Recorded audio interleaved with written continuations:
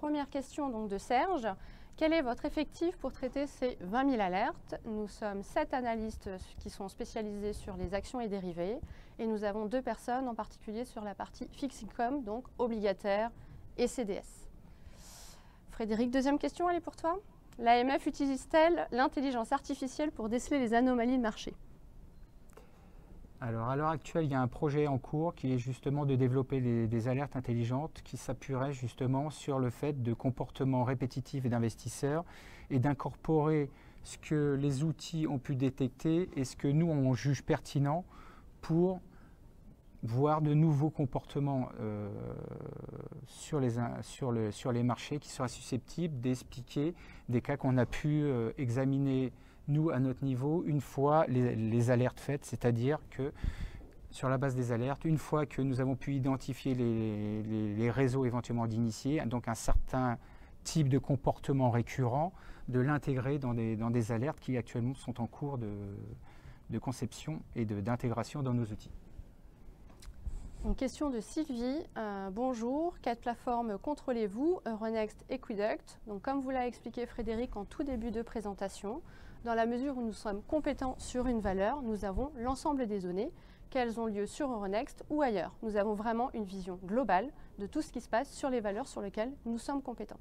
Tous les intervenants financiers qui interviennent sur les valeurs de notre ressort, c'est-à-dire cotés sur le marché français, ont l'obligation de déclarer leurs transactions et du fait, comme vous l'a expliqué Sabrina Chakre, de l'identification de vous, enfin je dis vous investisseurs, c'est un investisseur particulier comme investisseur professionnel, nous sommes en mesure pour une opération bien ciblée de pouvoir savoir qui est le bénéficiaire de la transaction dorénavant directement, sans même passer par un intermédiaire financier, et ceci quel que soit le lieu de négociation sur lequel a été traité le titre.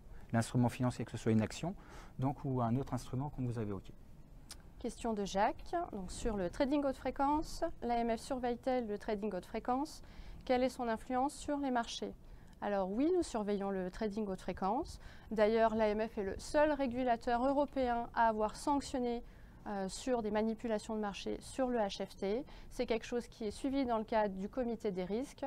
Donc ce n'est pas quelque chose qui effectivement n'est pas dans notre scope. Quelle est son influence sur les marchés? Elle apporte de la liquidité et s'il y a éventuellement des problématiques, eh ben, potentiellement ça peut aller jusqu'à une proposition d'enquête, comme ça a été le cas pour la sanction qui est publique. Frédéric, question de François. Pourquoi tous les jours après la clôture de la bourse, on constate des volumes de vente ou achats sur certaines valeurs du CAC 40? Alors il faut savoir qu'il y a certains acteurs sur les marchés financiers qui, plutôt que d'intervenir au fil de la séance, préfèrent avoir un cours de clôture. Je pense notamment des gestionnaires indiciels qui préfèrent avoir le cours de clôture. Donc ils interviennent en règle générale sur la base d'un cours de clôture. C'est pour ça que vous pouvez avoir au fixing, donc à 17h30, encore des transactions, puisque dans le carnet d'ordre, on peut encore accepter des ordres à partir de ce moment-là, sur la base du cours de fixing.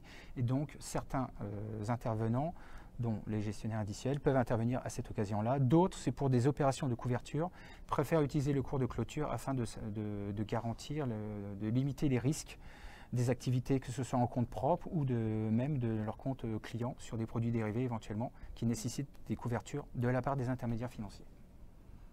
Question de M. PH Leroy. Sur Antalis, des informations ont été envoyées à l'AMF concernant des manipulations. Elles sont restées sans réponse. Pourquoi? Pensez-vous que ce soit une bonne chose de ne pas répondre à ce type de signalement? Dois-je utiliser le mail destiné aux lanceurs d'alerte pour avoir une réponse? Alors, effectivement, vous pouvez nous faire des demandes qui vont rester sans réponse tout simplement parce qu'il y a donc la confidentialité de la procédure. On respecte également la présomption d'innocence, donc il est normal de ne pas avoir de retour.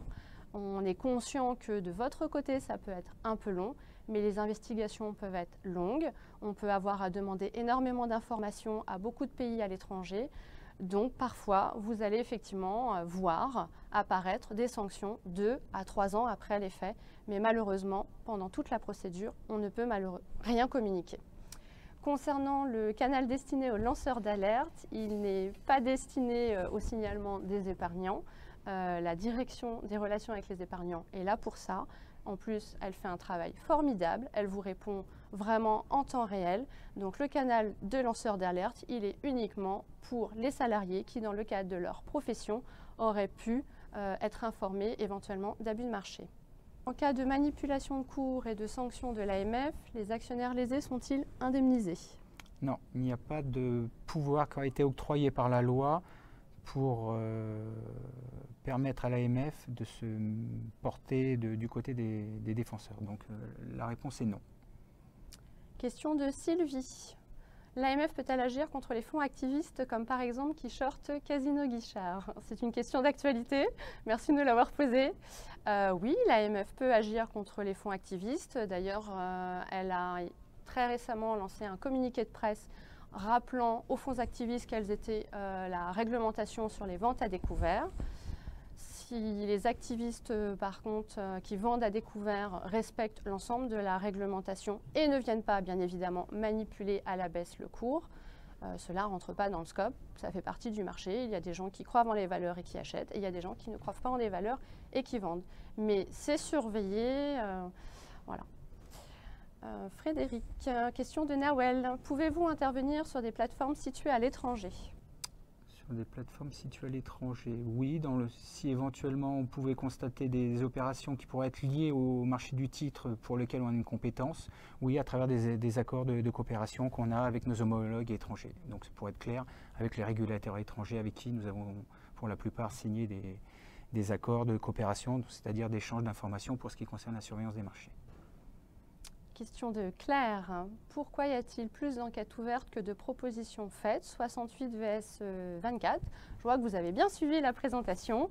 Effectivement, il y a plus d'enquêtes ouvertes, tout simplement parce que quand un régulateur étranger, donc notre équivalent par exemple anglais ou allemand, nous fait une demande d'information sur un client ou sur des opérations, pour pouvoir lui répondre, nous sommes obligés d'ouvrir une enquête pour pouvoir récupérer l'ensemble des informations qui puissent alimenter le dossier d'enquête de notre confrère européen. D'autre part, j'ajouterai une chose par rapport à ce qu'a dit Madame Chacre. La direction des enquêtes peut être saisie également par d'autres autorités, l'autorité judiciaire en l'espèce, auquel cas la direction des enquêtes, avec tous les pouvoirs qui lui sont conférés par la loi, remplira les requêtes formulées par les autres autorités françaises. Question de Hervé. Croyez-vous que l'actualité politique en Italie aura à terme une influence sur les marchés? Si on parle de l'actualité très récente sur l'augmentation du déficit budgétaire de l'Italie, elle a eu une influence le jour même, puisqu'elle a eu effectivement une influence sur les bancaires italiennes et sur les bancaires françaises. Frédéric, question de Jean-Pierre. Quand il y a des fausses informations, une enquête est ouverte, mais quels sont les effets, le mal étant déjà fait? Alors effectivement, pour ce qui est des investisseurs, on ne peut pas dire qu'il y a un intérêt. Pour nous, c'est de stopper dans la mesure du possible les personnes qui interviendraient. En l'espèce, il est déjà arrivé au niveau de la surveillance des marchés qu'on constate une récurrence de personnes qui pouvaient diffuser, je ne vais pas dire régulièrement, mais occasionnellement des fausses informations dont ils en profitaient en intervenant sur le marché du titre. Et notre rôle pour l'AMF, c'est de faire en sorte que ce type de comportement ne revienne pas, puisque dès lors que ces personnes tirent un profit d'une diffusion d'une fausse information, ça se fait obligatoirement au détriment de vous, investisseurs, qui êtes en contrepartie des transactions que la personne fait. Mais non, effectivement, il n'y a pas d'intérêt direct auprès de vous. Le seul recours que vous avez, c'est d'utiliser la voie judiciaire. Dernière question, puisque le temps nous manque. Question d'Olivier. Avez-vous pu enquêter sur les fake news dont avait été victime le groupe Vinci? Vous comprendrez qu'on ne peut pas répondre à la question. Voilà. Donc juste pour finir, donc on vous remercie de nous avoir écoutés, Frédéric Musialek et moi-même. Merci pour votre participation. Vous pouvez télécharger la présentation en cliquant sur le lien qui s'affiche à votre écran. Vous pouvez revoir l'enregistrement de cette conférence dans quelques jours sur le site de l'AMF. Et puis, n'hésitez pas à nous donner votre avis sur cette conférence au travers d'un petit questionnaire. Ça nous permettra de savoir si on a répondu à vos attentes. On vous souhaite une très bonne soirée. Merci beaucoup. Bonne soirée à tous.